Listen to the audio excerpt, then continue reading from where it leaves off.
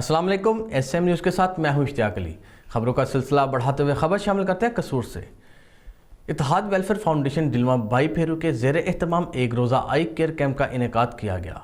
सैकड़ों लोग मुस्तफ़ीद हुए, 400 के करीब मरीज़ों का मुफ्त चेकअप किया गया और अद्वियात भी दी गई। इसी हवाले से मज़ीद तफसीलात जानते हैं अपने नुमाइंदे महर बुशारत सद्दीकी से। जी बुशारत, बताइएगा क्या तफसीलात हैं आपके पास? जज्बा खिदमत इंसानियत से सरशार इत्तेहाद वेलफेयर फाउंडेशन डिलवा का एक रोज़ा आई कैंप कसूर की तहसील पत्तोकी के शहर फूलनगर के गांव डिलवा में इत्तेहाद वेलफेयर फाउंडेशन डिलवा के ज़ेर एहतमाम आई केयर कैंप लगाया गया, जिसमें अल-मुस्तफ़ा अस्पताल की ज़ेर निगरानी एक रोज़ा कैंप में 400 के करीब मुस्तहिक गरीब मरीज़ों का चेकअप किया गया और मुफ्त अद्वियात दी गईं। नीज़ मुस्तहिक 47 मरीज़ों का आने वाली जमेरात के दिन फ्री ऑपरेशन किया जाएगा और लेंस डाले जाएंगे।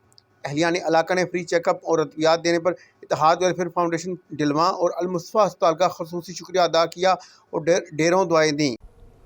बहुत शुक्रिया बुशारत तफसीलात से आगाह करने के लिए। अब तक के लिए इतना ही। मज़ीद खबरों के लिए देखते रहिए SM न्यूज़।